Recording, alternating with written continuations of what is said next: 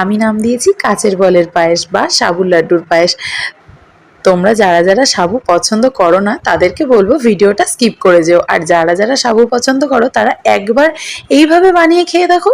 আমি বলছি ভীষণ সুন্দর হয়েছিল। আর যদি খারাপ লাগে তাহলে আমাকে কমেন্ট বক্সে এসে যত খুশি গাল দিয়ে যেও। একবার এইভাবে বানিয়ে দেখো। তো দেখো আমি সাবুগুলো ভালো করে এইভাবে সেদ্ধ করে নিয়েছি, আর সেদ্ধ করে নিয়ে ভালো করে জলটা ছেঁকে নিচ্ছি। বেশ কিছুক্ষণ এইভাবে রেখে দেবো, জলটা যাতে ভালো করে ছেঁকে বেরিয়ে যায়। তারপরে কড়াইতে ঘি গরম করে তার মধ্যে সেদ্ধ করে নেওয়া সাবুগুলো দিয়ে কন্টিনিউ নাড়তে থাকবো। আর সাবুর কালারটা ট্রান্সপারেন্ট হয়ে গেলে তার মধ্যে দিয়ে দেবো স্বাদ মতন চিনি। আমি 3 থেকে 4 চামচ মতন চিনি দিয়েছি। দিয়ে আবারও নাড়তে থাকবো ঠিক যতক্ষণ না নাড়ুর মতন পাক আসবে, ততক্ষণ আমি নাড়তে থাকবো। আর কিছুটা গুঁড়ো দুধ দিলাম, দিয়ে আবার ভালো করে পাক দেব। ভালো করে পাক এসে গেলে তারপরে একটা থালায় তুলে নিয়ে গোল গোল করে লাড্ডুর মতন বা চৌকো চৌকো শেপ করে সন্দেশের মতন করে নেব। তোমরা চাইলে এটা কিন্তু শুধুও খেতে পারবে। আর পাক দেওয়ার সময় একটু কাজু বাদাম কুচি আর মগজদানা দিয়ে পাক দিতে পারো, তাতে আরও স্বাদ বাড়বে। আমার কাছে কাজু বাদাম তখন ছিল না, তাই দিতে পারিনি।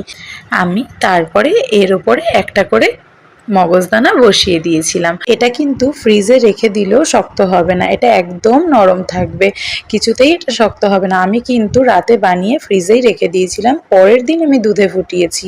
তো এইটা কিন্তু একদম শক্ত হয়নি। বন্ধুরা তোমরা আমার পুরো ভিডিওটা দেখতে থাকো। যদি ভিডিওটা ভালো লেগে থাকে তাহলে প্লিজ একটা লাইক কমেন্ট করে দিয়ে যেও, আর ভিডিওটা শেয়ার করে দিও, আর আমার চ্যানেলটা সাবস্ক্রাইব করে রেখো এরকম আরও অনেক ভিডিও পেতে। তো দেখো আমার কিন্তু লাড্ডুগুলো পুরো রেডি। এইবার আমি একটা বাটিতে জল গরম বসিয়েছি, আর কিছুটা গরম জল তুলে রাখবো। আর তারপরে এই গরম জলের মধ্যে দিয়ে দেবো স্বাদ মতো চিনি, আর দিয়ে দেবো একটু গুঁড়ো দুধ। যাদের কাছে লিকুইড দুধ থাকবে তারা লিকুইড দুধ দিয়েই করো।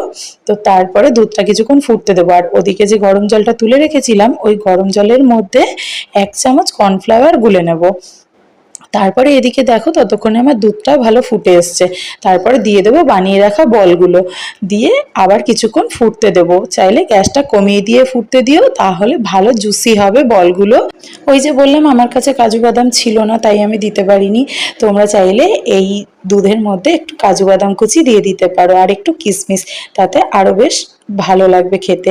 তো দেখো দুধটা কিন্তু ভালো মতন ফুটে গেছে, বলগুলো ভালো করে সেদ্ধ হয়ে গেছে।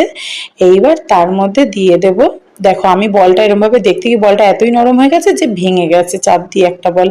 তো এইবার ভালো করে ফুটে যাওয়ার পর গুলে রাখা কর্নফ্লাওয়ারটা দিয়ে দেবো দুধের মধ্যে, দিয়ে আবারও কিছুক্ষণ ফুটিয়ে নেব।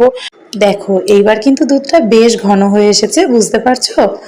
এইবার অল্প একটু